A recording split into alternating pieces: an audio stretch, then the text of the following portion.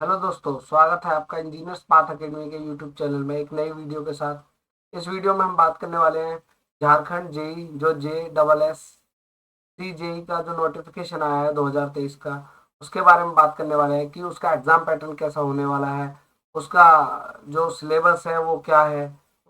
इसके बारे में हम बात करने वाले हैं। ठीक है, देखो नंबर ऑफ वैकेंसी बहुत ज़्यादा है। ऑलमोस्ट अगर देखें तो हम सिविल, मैकेनिकल, इलेक्ट्रिकल और एग्रीकल्चर सब ब्रांच का मिला के तो 1200 प्लस वैकेंसी है। ऑलमोस्ट कहें तो 1300-1400 के वैकेंसी के समथिंग वैकेंसी है। तो इसी के बारे में हम बात करने वाले हैं। बेसिकली सबसे पहले जो इम्पोर्टेंट चीज़ है वो है आपका एग्जाम पैटर्न। ठीक है, एग्जाम पैटर्न कैसा रहने वाला है और उसके बाद बात करने वाले हैं कि सिलेबस क्या होने वाला है। ठीक है, चलिए चलो दोस्तों, करते हैं इस वीडियो को शुरू। इस वीडियो में जो मैं बताने वाला हूँ, सबसे पहले बात कर रहा हूँ उसके एग्जाम पैटर्न की। ये एग्जाम पैटर्न आपका कैसे होने वाला है। तो अगर एग्जाम पैटर्न की बात करें तो ये एग्जाम 2 टायर में होगा। 2 टायर मतलब इसके 2 पेपर होंगे और दोनों पेपर एक ही दिन होंगे। ठीक है, तो पहला जो पेपर होगा उसमें आपका 120 क्वेश्चन होंगे और 2 आवर्स का टाइम मिलेगा आपको। और इसमें क्या होगा, जो सामान्य अभियांत्रिकी मतलब जनरल इंजीनियरिंग, ये जनरल इंजीनियरिंग के आपके पास कितने आपके क्वेश्चन होंगे? 80 क्वेश्चन होंगे। कितने क्वेश्चन होंगे जनरल इंजीनियरिंग के? 80 क्वेश्चन होंगे। और सामान्य ज्ञान के आपके कितने होंगे? 40 क्वेश्चन होंगे। ठीक है, और जो दूसरा पेपर होगा वो होगा आपका कोर ब्रांच से रिलेटेड। जो आपकी, अगर आप मैकेनिकल से हो तो आपके मैकेनिकल से रिलेटेड क्वेश्चन पूछे जाएंगे। अगर आप सिविल से हो तो आपके सिविल से क्वेश्चन पूछे जाएंगे। अगर आप इलेक्ट्रिकल से हो तो आप से इलेक्ट्रिकल से क्वेश्चन पूछे जाएंगे। और इसमें इंक्लूडिंग एग्रीकल्चर, मतलब एग्रीकल्चर के अंदर भी इसमें क्या है, वैकेंसी है। तो अगर मैं पेपर 2 की बात करूं, उसका भी टाइम क्या होगा, ड्यूरेशन 2 आवर्स का होगा। और जो क्वेश्चन, नंबर ऑफ क्वेश्चन होंगे वो 120 होंगे। ठीक है, कोर ब्रांच से रिलेटेड आपके टोटल क्वेश्चन होंगे। ठीक है, अगर सिलेबस की बात करूं मैं, पहले मैं बात करूं अगर जनरल इंजीनियरिंग का जो सिलेबस है आपका, अगर जनरल इंजीनियरिंग के सिलेबस की बात करूं तो जनरल इंजीनियरिंग का सिलेबस इस तरह से डिफाइन किया है इन्होंने कि इसमें इलेक्ट्रिकल का भी है, इसमें मैकेनिकल का भी है और इसमें आपका सिविल का भी है। तो अगर सिविल के सिलेबस की बात करूं तो सिविल के सिलेबस के अंदर इन्होंने बिल्डिंग मटेरियल पूछा है, आप देख सकते हैं यहाँ पे बिल्डिंग मटेरियल पूछा है। एस्टिमेशन एंड कॉस्टिंग भी है।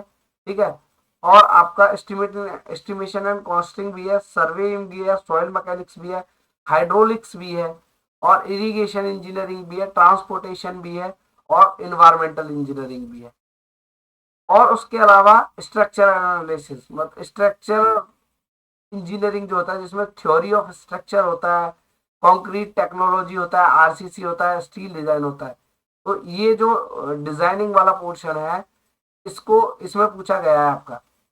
तो ये सिविल का जनरल इंजीनियरिंग का सिलेबस है, मतलब सिविल का सिलेबस है जनरल इंजीनियरिंग में। ये इलेक्ट्रिकल वाले को भी पढ़ना है, ये सिविल वाले को भी पढ़ना है और ये मैकेनिकल वाले को भी पढ़ना कंपलसरी है, मैंडेटरी है। उसके बाद अगर बात करें इलेक्ट्रिकल इंजीनियरिंग में, इलेक्ट्रिकल इंजीनियरिंग में इसमें बी पार्ट दिया है, इसमें पार्ट के हिसाब से दिया है। ए पार्ट में सिविल इंजीनियरिंग है और बी पार्ट में आपका इलेक्ट्रिकल इंजीनियरिंग। अगर इलेक्ट्रिकल इंजीनियरिंग में बात करें तो बेसिक कॉन्सेप्ट आएंगे। जो बेसिक कॉन्सेप्ट हम 10th और 12th में पढ़ते हैं वही होते हैं, करंट के बारे में, पोटेंशियल के बारे में। ठीक है, ओम्स लॉ, ये सब हमारे बेसिक कॉन्सेप्ट होते हैं। ठीक है, इसके अलावा सर्किट लॉ, मैग्नेटिक सर्किट, इसके बारे में आपसे पूछा जाएगा। एसी फंडामेंटल, मतलब एसी एनालिसिस जो होता है, अल्टरनेटिंग करंट एनालिसिस, उसके बारे में पूछा जाएगा। मेजरमेंट एंड मेजरमेंट इंस्ट्रूमेंट, जो मेजरमेंट होता है, मेजरमेंट आपने पढ़ा होगा, जैसे कि आपका voltmeter, ammeter, watt meter.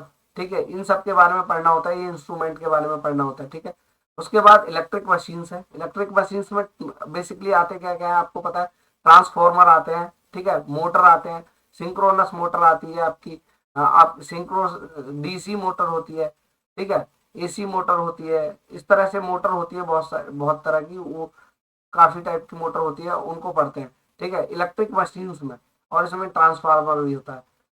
और इसके अलावा इसमें क्या है, सिंक्रोनस मशीन, देखो एक जनरेशन का पार्ट भी दिया है इसमें, जो ट्रांसमिशन एंड डिस्ट्रीब्यूशन जो होता है उसका पार्ट भी दिया है, एस्टिमेशन एंड कॉस्टिंग भी है, ठीक है, utilisation of electrical energy and utilisation of electrical energy भी है, और बेसिक इलेक्ट्रॉनिक्स है, बेसिक इलेक्ट्रॉनिक्स जो हम जनरली पढ़ते हैं, ठीक है, जो जंक्शन होते हैं, पी जंक्शन, एन जंक्शन, ठीक है, इस तरह के जो जंक्शन होते हैं जिन उनको उनके बारे में जो पढ़ते हैं, ये बेसिक इलेक्ट्रॉनिक्स में पढ़ते हैं, ठीक है। उसके अलावा क्या है, आपका मैकेनिकल का पार्ट है जिसको सी पार्ट में है, तो मैकेनिकल वाले पार्ट का सिलेबस थोड़ा ज्यादा दिया है इन्होंने, सिविल और इलेक्ट्रिकल, इनका सिलेबस थोड़ा कम लग रहा है मुझे, ठीक है, बाकी सिविल इलेक्ट्रिकल वाले बेहतर बता सकते हैं, हो सकता है कि इसको कोडिंग करके दिया हो, बहुत सारी चीज इसमें सिर्फ एक वर्ड लिख के दे दी हो और उसमें पूरा सिलेबस हो, बट अगर मैकेनिकल इंजीनियरिंग का देखें तो इसमें डिजाइनिंग का पोर्शन भी दिया है पूरा का पूरा, इसमें आपका थर्मल वाला पोर्शन भी दिया हुआ है, डिजाइनिंग का पोर्शन है पूरा और थर्मल वाला पोर्शन है, दो ही पोर्शन इसने दिए हुए हैं, प्रोडक्शन वाला पोर्शन इसने नहीं दिया हुआ है। बात समझ आ रही है आपको, प्रोडक्शन वाला पोर्शन, कास्टिंग, वेल्डिंग, ये सब इसने नहीं दिया है, बट ये जो पोर्शन दिया हुआ है इसमें थर्मल का और डिजाइनिंग का, ये भी अपने आप में बहुत बड़ा सिलेबस है। देखो इसमें सबसे पहले क्या दिया, थ्योरी ऑफ मशीन्स दिया है, ठीक है, थ्योरी ऑफ मशीन्स दिया है, थ्योरी ऑफ मशीन्स लिख के दिया है, बट ये चैप्टर नहीं दिए कि कौन कौन से चैप्टर पढ़ते हैं, तो इसका मतलब क्या है, वो मेजर जो टॉपिक है उनसे तो पूछेगा ही, ठीक है, जो बेसिक चैप्टर है हमारा सिंपल मैकेनिज्म उससे पूछेगा, और आपका किससे पूछेगा, आपका गवर्नर से जरूर पूछेगा, गवर्नर से पूछेगा, गियर एंड गियर ट्रेनर से पूछेगा, तो ये कुछ ऐसे चैप्टर है, कॉमन चैप्टर है जिसमें जनरली हर एग्जाम में क्वेश्चन पूछा जा सकता है। मशीन डिजाइन है, मशीन डिजाइन में आपके थ्योरी ऑफ फेलियर से पूछेगा, आपके थ्योरी ऑफ फेलियर से पूछेगा, ब्रेक ब्रेक क्लचेस बियरिंग इन सबसे क्वेश्चन पूछता है, ठीक है। इंजीनियरिंग मैकेनिक्स पूछेगा, इंजीनियरिंग मैकेनिक्स में जनरली बेसिक कॉन्सेप्ट कॉन्सेप्ट पूछेगा, फोर्स एनालिसिस होता है वो सिस्टम, और बेसिक आपका काइनेमेटिक्स होता है वो पूछेगा, ठीक है, काइनेटिक्स भी पूछ सकता है थोड़ी बहुत, ठीक है, जनरली आपके मोशंस के लॉ पूछता है, जो मोशंस के लॉ होते हैं, ठीक है, मोशंस की हमारी इक्वेशन होती है जब एक्सेलेरेशन कांस्टेंट हो जाता है, वो पूछ सकता है, ठीक है, ये पूछ सकता है इसमें डिजाइनिंग वाले पोर्शन में। उसके बाद आपका थर्मोडाइनमिक्स पूछता है, थर्मोडाइनमिक्स में आप देखो प्रॉपर्टी ऑफ सब्सटेंस, मतलब पहला चैप्टर पूछेगा पूरा का पूरा, second law, first law of thermodynamics, second law of thermodynamics मतलब एंट्रोपी भी पूछेगा, तो थर्मोडाइनमिक्स तो बेसिक थर्मोडाइनमिक्स तो आपको पूरा अच्छे से करना ही है। उसके बाद देखो एयर स्टैंडर्ड साइकिल है, मतलब आपका आईसी इंजन पूछेगा, आईसी इंजन में बेसिकली कौन कौन से चैप्टर पूछ रहा है, एयर स्टैंडर्ड साइकिल है, इंजन का परफॉर्मेंस है, इंजन का कंबशन है, और इंजन का कूलिंग एंड लुब्रिकेशन है, ये चार चैप्टर दिए हैं बेसिकली इसने नाम, तो ज्यादा बड़ा सिलेबस नहीं है, ठीक है, आराम से ऑलमोस्ट अगर देखा जाए तो 20 आवर्स में खत्म हो जाएगा पूरा, इतना सिलेबस, इससे ज्यादा नहीं है।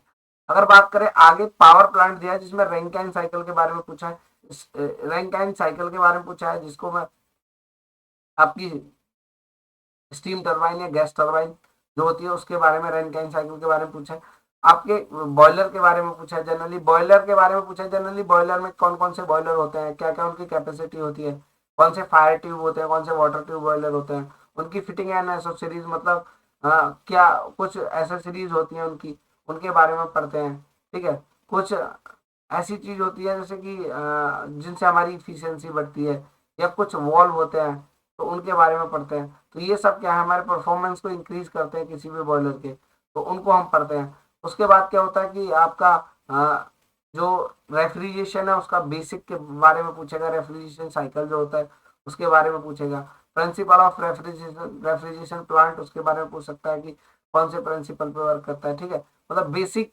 कह सकते हैं कि बेसिक रेफ्रिजरेशन के बारे में पूछेगा। एयर कंडीशनिंग के बारे में इसने बिल्कुल नहीं दिया, तो एयर कंडीशनिंग को हमको पढ़ना भी नहीं है। उसके बाद नोजल के बारे में पूछेगा, स्टीम टरबाइन है इनके बारे में पूछेगा, ठीक है, नोजल एंड स्टीम टरबाइन एक ही चैप्टर में होते हैं बेसिकली, ठीक है, नोजल और स्टीम टरबाइन के बारे में पूछेगा।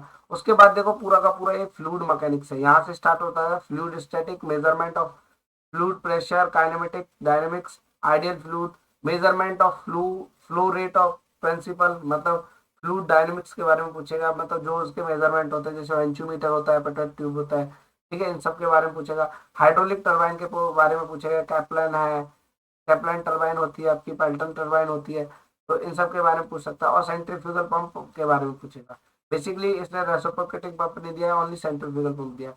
तो ये आपका सिलेबस है जनरल इंजीनियरिंग का, ठीक है। और आपका जो कोर ब्रांच का सिलेबस है वही आपका पूरा सिलेबस है जो आप एसएससी जेई में पढ़ते हो, या आप आरआरबी जेई के लिए प्रिपेयर करते हो, या किसी अदर जेई के लिए पढ़ते हो, वो आपका पूरा का पूरा सिलेबस है। वो आपका कोर जो 120 मार्क्स का सेकंड पेपर होगा, ये दोनों एग्जाम एक ही दिन होते हैं, ठीक है। और सबसे बड़ी खासियत होती है, इसको एग्जाम को आईबीपीएस कंडक्ट कराता है।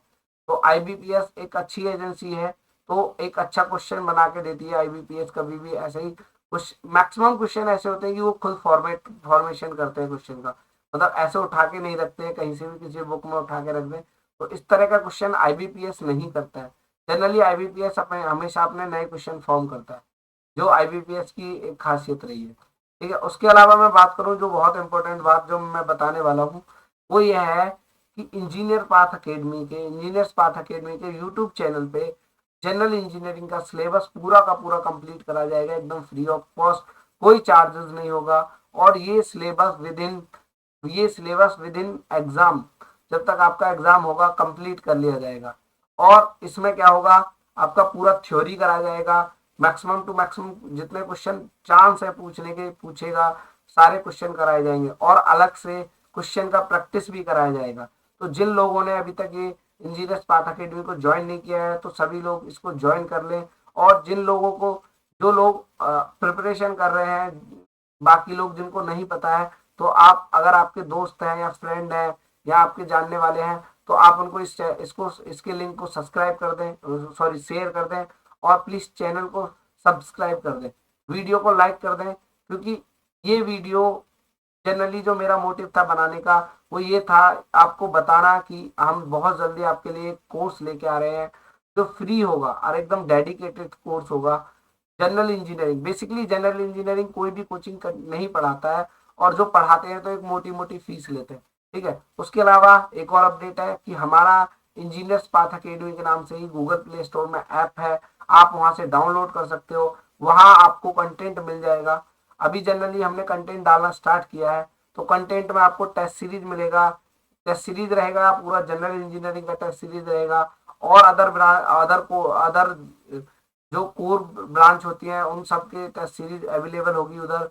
दूसरा क्या है कि जैसे एसएससी का एग्जाम आ रहा है तो उसकी टेस्ट सीरीज मिलेगी, आरआरबी जेई का एग्जाम आ रहा है तो उसकी टेस्ट, आरआरबी जेई का भी एग्जाम नहीं आ रहा है मतलब आएगा, तो उसकी टेस्ट सीरीज भी आपको अवेलेबल होगी। या कोई और एग्जाम जैसे यूपीपीएससी एई का एग्जाम है, हो सकता है, तो उसकी भी टेस्ट सीरीज आपको अवेलेबल होगी उधर, ठीक है। तो आपको टेस्ट सीरीज में भी ये नहीं है कि आपको उल्टे सीधे कोई भी क्वेश्चन हम फॉर्मेशन करके दे देंगे, हम आपको अच्छे क्वेश्चन बना के देंगे, एकदम एकदम ऐसे क्वेश्चन होंगे कि आप जनरली अगर देखोगे तो आपको कहीं वो क्वेश्चन नहीं मिलेंगे, ठीक है। वो क्वेश्चन हम सेलेक्ट करके टेस्ट सीरीज में डाल रहे हैं, जो हमको लगता है कि हाँ ये एक अच्छा क्वेश्चन है। और बहुत सारे क्वेश्चन आपको ऐसे मिलेंगे जिनका डेटा चेंज रहेगा, किसी एग्जाम में ऑलरेडी आए हुए हैं, बट हमने उनको थोड़ा नए तरीके से डिजाइन किया हुआ है, जिससे आपको लगे कि ये वही कॉपी पेस्ट वाला क्वेश्चन नहीं है, जिससे आपको निकालने में थोड़ी मेहनत करनी पड़े, ठीक है। इस वीडियो में इतना ही। अगर अगर आप सच में ही इस एग्जाम को क्रैक करना चाह रहे हैं, तो प्लीज आप हमारे साथ जुड़ जाइए बहुत जल्दी। बिफोर 25 मई तक में ये कोर्स आपके यूट्यूब चैनल पे देखने के लिए मिल जाएगा, ठीक है। सबसे पहले हम मैकेनिकल इंजीनियरिंग से स्टार्ट करेंगे, जो मैकेनिकल इंजीनियरिंग के, फिर धीरे धीरे दो दो तीन तीन दिन के बाद हम देखेंगे कि आपको सिविल और इलेक्ट्रिकल का कंटेंट भी प्रोवाइड कराया जाएगा। ये बेसिकली सबके लिए सेम सिलेबस है, इसलिए मैं क्या कर रहा हूँ कि सब लोग इधर उधर ना भटके और सबको एक प्लेटफॉर्म पे ही ये पूरा कंप्लीट सिलेबस कराया जाए।